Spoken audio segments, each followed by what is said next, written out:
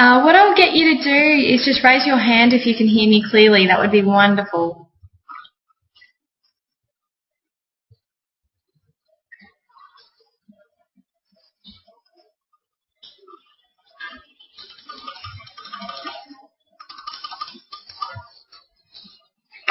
Excellent. Thank you so much. So we've got mostly raised hands there.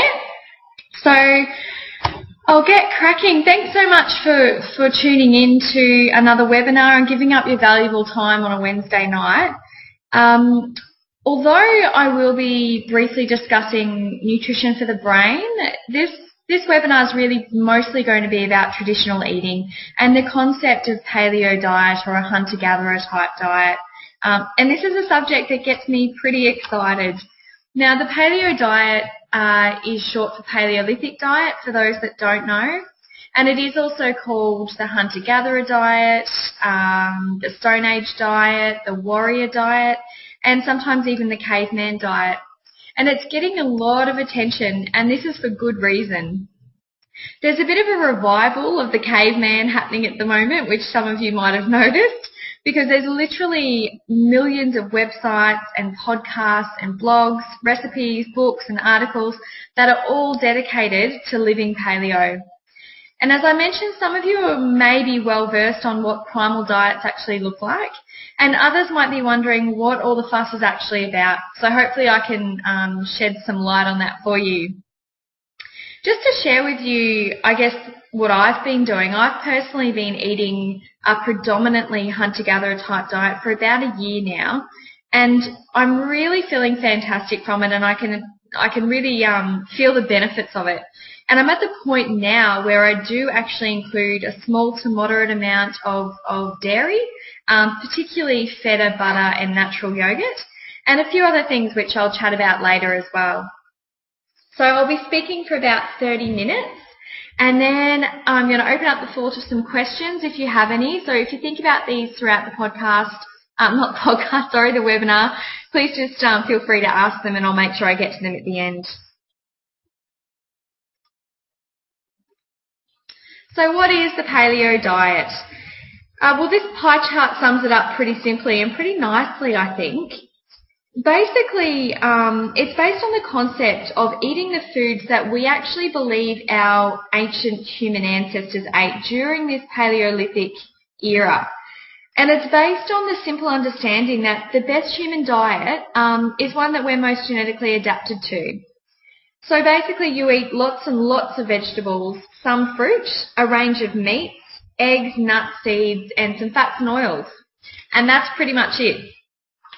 What I really like about this way of eating is that you're automatically cutting out gluten, dairy, additives, preservatives, refined salt, and processed sugars as well.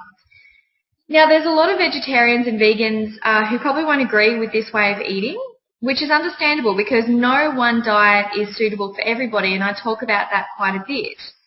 And some people really do thrive on a vegetarian-based diet.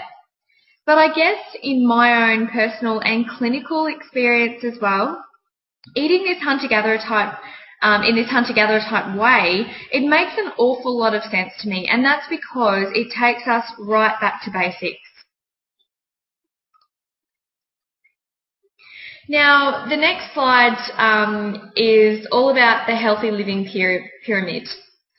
So many Western health professionals use this food pyramid as their guide when they're recommending healthy diets to people.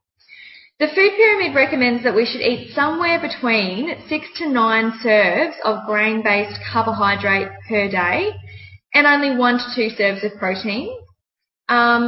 Now, to me, that's a very grain-heavy way of eating, and it's particularly a cause for concern when it comes to things like insulin resistance and inflammation as well. You'll notice there the second tier is pretty much all dairy, and the top tier really doesn't differentiate between healthy fats and non-healthy fats, and it tells us to eat all of these things sparingly, which I also really strongly disagree with. I guess on a positive note, this pyramid does focus on movement. So it's got some exercise in there, it's got water, and it's also got fruits, veggies, and nuts on that bottom tier as well. So they're strongly emphasised, which I do like.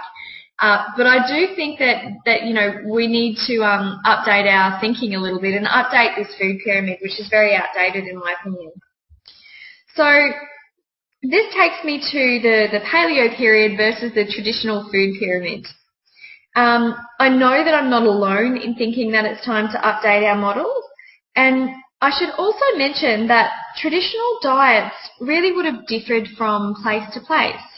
So, for example, when you're thinking of, you know, a hunter-gatherer that was living inland, they probably would have thrived on root vegetables, fruits, edible plants, nuts and seeds, some honey and eggs, and also meat that from wild animals. Whereas those that lived on the coast probably would have thrived on things like shellfish and seafood and sea vegetables. So these variations, along with a person's blood type as well, may actually shed some light on why some of us thrive on more of a carnivorous-based diet and some of us thrive on a vegetarian diet. I know for me, I'm very much the former. I do thrive on a carnivorous diet, and I find that for most of my clients as well that I deal with. So there's a few more things that I like about this paleo diet that I'm going to share with you that I think is bringing you back to basics again. The first thing is that food was of necessity, and it was always fresh and always in season. So it was often picked when there was an abundance. So you were eating the ripest and therefore the most nutritious specimens. And these were only available at certain times of the year as well. The foods were naturally very low in a compound called salicylates. For those of you who don't know, salicylate's a plant-based chemical, and they're known as nature's aspirin. A lot of children who I see who have behavioural problems or things like eczema actually are exacerbated by high salicylate diets. Now, naturally, in hunter-gatherer times, these salicylates were very low, and this is because the food was never harvested when it was green. Which brings me to another point. The other really interesting thing that I find about the hunter-gatherer diet is that there are two main features that I like. One is called ripeness and one's rotational eating. What ripeness and rotational eating do is they reduce the risk of food allergies, which, as you know, we're seeing more and more of as we move away from this traditional kind of eating. So I find with people as well who do have a lot of food allergies or food intolerances, once they start adopting these more traditional food concepts, which I'll go through a little bit later on with you, I find that they can really get their food intolerances under control that way because they are getting back to basics.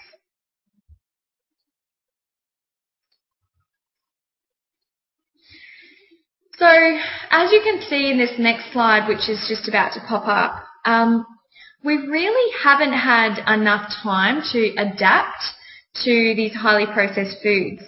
I want to read you a little bit of an excerpt from a book called Primal Body, Primal Mind. Now, some of you might have read this book. Nora Jedorges, I think I've said that surname right. Primal Body, Primal Mind. She's a fabulous nutritionist, holistic nutritionist in America, and I urge you all to read this book if you can.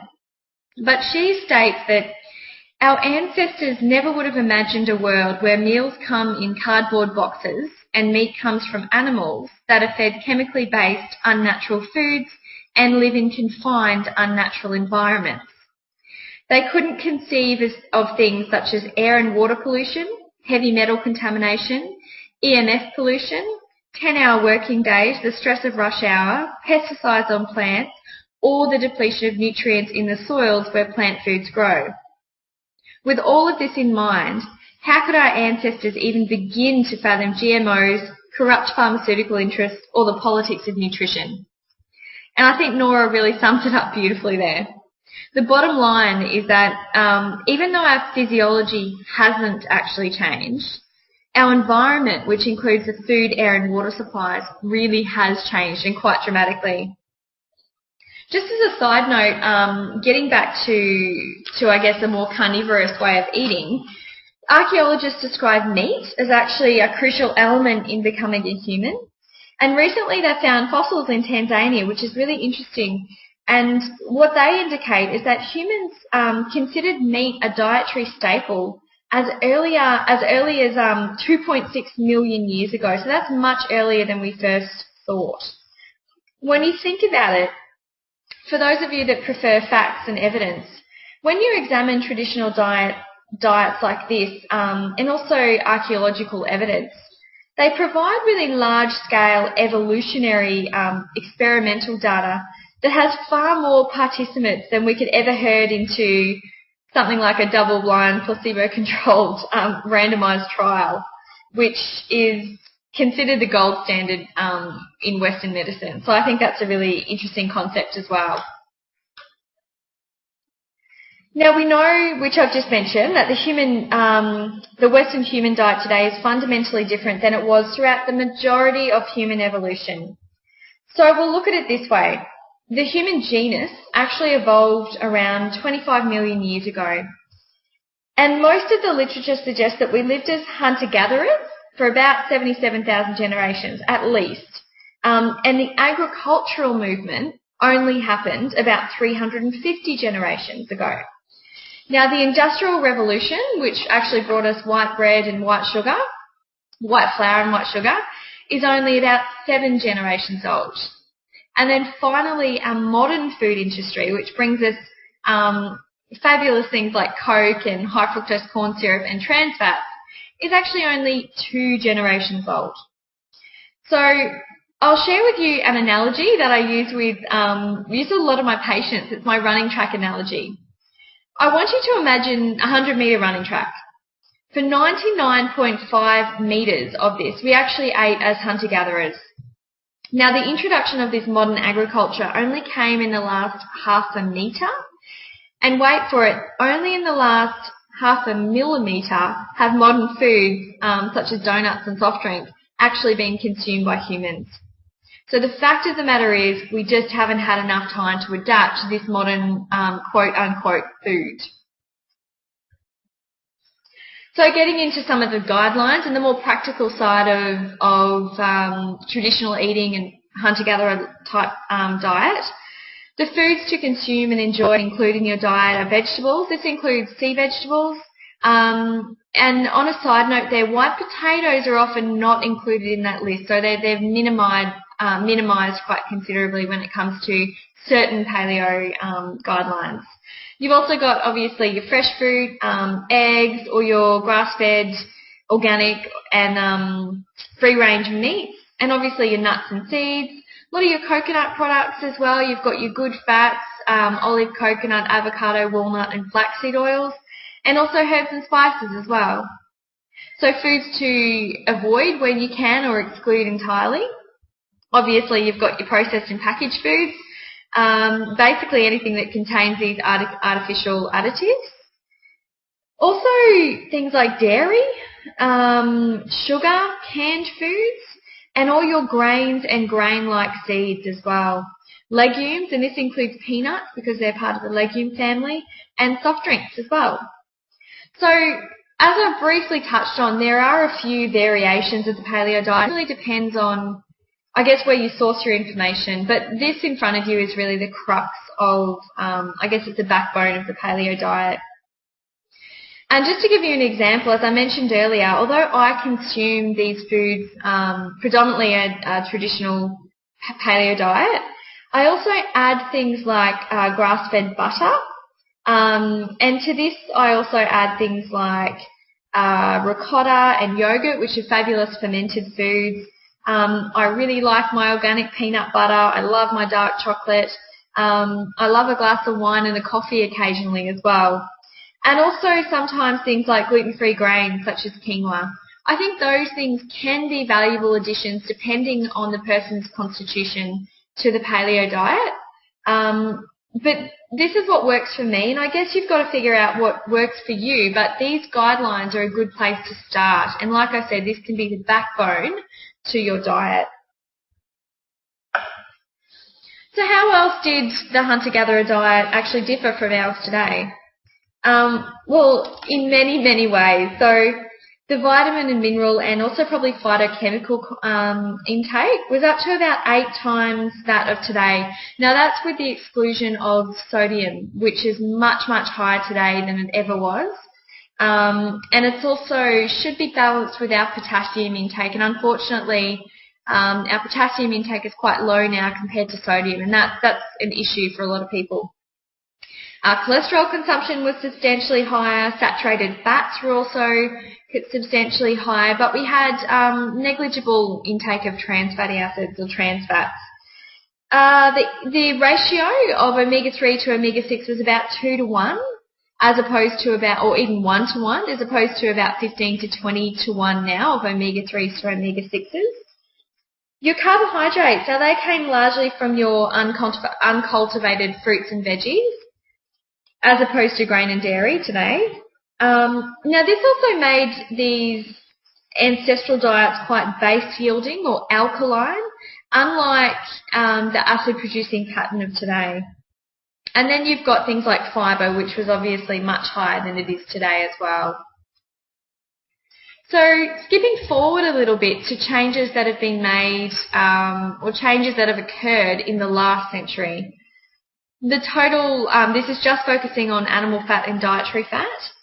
The total animal fat dropped from 88% of total fat calories, to only 61% of total fat calories.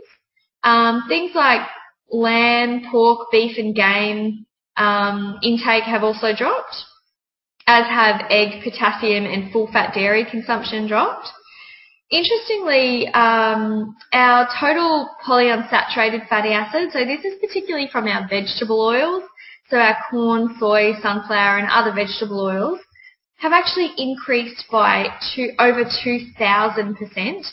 And this includes a dramatic increase in omega-6 fatty acids. So for those of you that tuned into last webinar all about inflammation, that is having quite an effect on our inflammatory profile negatively. And margarine consumption, unfortunately, has increased by a whopping 1,000%, which is really disappointing as well.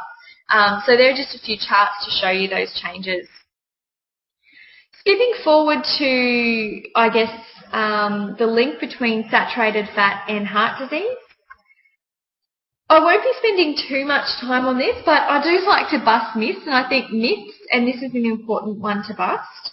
In 2010, there was a really good meta-analysis which looked at a lot of epidemiological studies that showed no consistent correlation between saturated fat intake and cardiovascular disease and stroke. Interestingly, what they found was that the replacement of saturated fats with refined carbohydrates was at the crux of the problem. And this exacerbated dyslipidemia, which is what they were looking at in correlation with heart disease. What the evidence is showing that fats don't appear to accumulate in the body unless they're in the presence of high carbohydrates within the diet. So reducing your dietary carbohydrates, especially your refined carbohydrates, is really more effective in reducing your fat storage in your body than reducing fat itself. So I hope that makes sense to you. But yeah, it's really, really interesting that a lot of these myths are being debunked, and they have been for quite a while now. Staying on the topic of fat, one of my favourite things, I wanted to touch on nutrition for the brain a little, and then I'm going to head back to primal eating.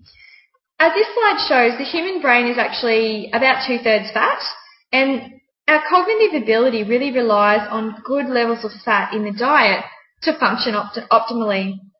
And our brain requires fats all throughout our lifespan. So infancy, childhood, adolescence, adulthood, and also well into aging, we really need good levels of favourable fats in our diet. Sticking on the topic of nutrition for the brain, it's really important to know, and many of you are probably aware that, junk food equals junk mood. I wanted to mention this because it's been shown time and time again in the literature, and eating junk food really does have a negative effect on our mental health. And it makes those who consume it regularly feel quite depressed as well. So, you really need to fuel yourself properly when it comes to your mood as well as your physical function. There are many, many foods which are beneficial for our neuronal functioning and also for the support of healthy mood. Some of my favourite brain foods are, and I've mentioned these throughout the webinars, berries. These are dynamite for brain function. And one really interesting study had a group of elderly adults and elderly subjects with early stage memory deficits. What they did, they consumed wild blueberry juice daily for a period of 12 weeks. And the research showed that these people that drank the juice daily, the blueberry juice daily, as opposed to those that didn't, experienced significant improvements in both memory recall and also learning ability. So berries are probably my first brain food. Walnuts. Have you ever noticed that walnuts actually look like a little brain? And I think maybe nature is trying to tell us something. We just need to learn how to listen to nature. Not only are these tasty little nuts absolutely loaded with favourable fats, and particularly your omega-3s, but they also contain really high levels of polyphenols, and these help to mitigate the effects of neuronal damage or nerve damage. So they're very good as well. Then curcumin or turmeric, something that I've touched on through every webinar. It's the golden goodness in turmeric, this curcumin. We know that it acts as an anti-inflammatory and antioxidant, but in addition to this, it also has the ability to chelate heavy metals, which is really amazing. And scientists have now not only suggested that curcumin is protective against the development of Alzheimer's disease, but it may even help to reverse the already initiated disease process. So curcumin is something that I think you should incorporate into your diet when you can, for a multitude of reasons.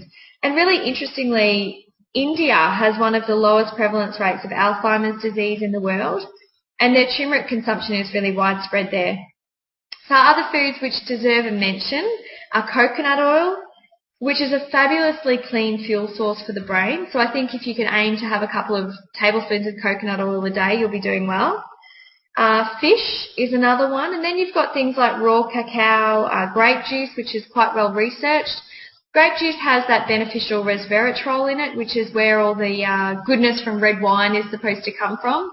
But grape juice gives it to you without the negative side effects of alcohol, like red wine, and in much higher doses as well. Obviously, you've got your dark green leafy vegetables, and then some herbs like rosemary and sage are very good for neuronal function as well, in conjunction with things like brahmi and ginkgo, which are very well researched. So getting back to the paleo diet and why we should adopt more primal eating habits. Well, there's many, many reasons. I've just listed a few here for you, but I guess I'll go through them really quickly. The paleo diet is very rich in fibre, and this reduces our risk of things like cardiovascular disease, diabetes, and constipation, and therefore certain types of cancer, particularly colorectal cancer or bowel cancer. Secondly, it's very naturally low carb, and this often aids people with weight loss. So although the paleo diet isn't a weight loss diet, people often find that they reach their naturally healthy weight just by eating this way, which I really like. It's really low allergenic because I've mentioned this rotational foods and ripeness, which plays into the fact that it's low allergenic, but it's also got negligible amounts of things like dairy, casein and gluten, which are all very allergenic foods and proteins. It's anti-inflammatory, which is crucial to reduce the risk of modern chronic disease, which I discussed in the last webinar. It's really good for our energy as well because it's a nutrient-dense way of eating. So when you eat real food, you do find that your energy increases and you get clearer skin as well. So when you're clean on the inside, you're often clean on the outside. Finally, this way of eating really is supportive for your immune system. Now, what I mean by that is a lot of the really good research on the paleo diet is actually surrounded around autoimmune diseases. So this diet is particularly beneficial for anyone with an autoimmune disease, particularly things like rheumatoid arthritis, Hashimoto's disease, and lupus, or just to name a few. that's where it really comes into the fore. Now, traditional living, I thought it was important to mention this, is not just about food, and being healthy is not just about food, although that's where I'm talking to you predominantly from that angle. But, you know, to be healthy, we need to have a sense of community and a tribe, have a strong sense of family and friends. We need to move. We need to be active. We need to be naturally active. Getting enough sunshine, getting enough contact with nature, fresh air, having a sense of play and drinking pure water, they're all fundamental to good health, and food is just one aspect of that. So I'm almost at the end of tonight's webinar. So there's a few take-home messages for you. And this, like any other diet, isn't a one-size-fits-all. And on that, I actually have some qualms about calling it a diet, even though I have been calling it the Paleo Diet all night. It's just a habit of mine. But it really is a way of eating rather than a particular diet. The other thing to mention that, you know, a take-home message is that even though our physiology hasn't changed, as you could see in a couple of my diagrams, our food and environment have changed dramatically in a very short period of time. So just remember that things like soft drinks, donuts, high fructose corn syrup, and refined sugars and salts have really only been around from about half a millimetre of that 100-metre running track, which is nothing. You should also be avoiding intake of foods which we're not genetically adapted to. So like I mentioned, this is your trans fats, high fructose corn syrup, and refined grains. Now, for some, eating traditional foods can begin to seem a bit simplistic and also overly restrictive. And the fact of the matter is we're not living in a hunter-gatherer society. So I can see where this has some limitations. But in my opinion, it can still be modified to suit our lifestyles these days. And it's a darn sight better than the SAD diet or the standard Australian diet, which unfortunately, you know, is loaded with cereals, low-fat products, low-fat milk, prepackaged meals, pasta, margarine, jam on toast, biscuits, chips, soft drinks, all the really good stuff. So by eating in a more paleo-friendly way, we're avoiding these foods which are really not conducive to good health. And we're avoiding breads, pastas, rice, processed dairy. And we're giving our bodies a break from many of these nutritional insults that are frequently found on our plates. So basically, it's a really clean, simple, real and natural way of eating. And I really urge everybody to be a little bit more paleo when they can. So that was just a really quick snapshot of something that, you know, is much more complicated than what I've presented to you tonight. But hopefully it sums it up for you nicely. If you've got any questions, please ask them now. You should have a little questions column in your screen there. And I'll have a bit of time to answer those now. This is the last of the webinar, so thank you for those that have tuned in every single time. I really appreciate it. Hopefully not only you've learned something, but which you can actually take with you and put into practice. But hopefully you can share with others as well. If you want any of the PDFs, I can email them to you, no problem at all, and this is definitely being recorded. So I'll just have a look and see if there's any questions here.